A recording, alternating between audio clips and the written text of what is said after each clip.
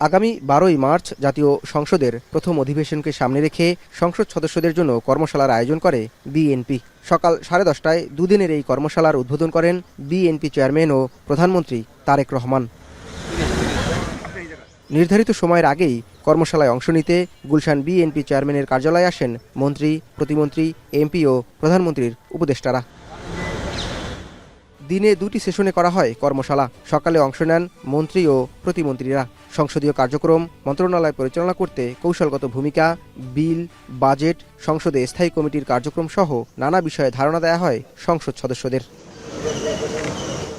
পরের সেশনে কর্মশালায় অংশ নেন ঢাকা, রাজশাহী, রংপুর সহ 4 বিভাগের সংসদ সদস্যরা। অভিজ্ঞ সাবেক আমলা, একাডেমিশিয়ান ও সাবেক সংসদ সদস্যদের মাধ্যমে এমপিদের দায়িত্ব ও সংসদীয় রেওয়াজ সম্পর্কে ধারণা দেওয়া হয়। এই কর্মশালার মধ্য দিয়ে বিএনপির সংসদ সদস্যরা গণ-অভ্যুত্থানের প্রত্যাশা পূরণ করে জাতীয় সংসদে শক্তিশালী ভূমিকা রাখতে পারবেন বলে মনে করেন স্বরাষ্ট্রমন্ত্রী সালাউদ্দিন আহমদ।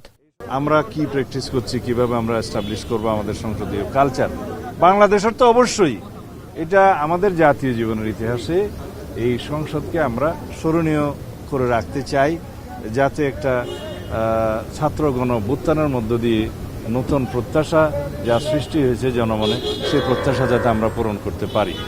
এ সময় বিরোধী দলকে লিখিতভাবে ডেপুটি স্পিকার দেওয়ার প্রস্তাবের বিধান নেই বলে জানান তিনি। যেটা আমরা না বললে পারতাম সেটা আমরা অফার করেছি বিরোধী দলকে। ডেপুটি স্পিকার তাদের পক্ষ থেকে যেন নির্বাচিত হয় না, প্রত্যাখ্যান করেনি। আমি শুনেছি তাদের 2-1 বক্তব্য যে তারা যেন একটা লিখিত প্রস্তাব দেয়। লিখিত প্রস্তাব দেওয়ার মতো কোনো বিধান তো নেই।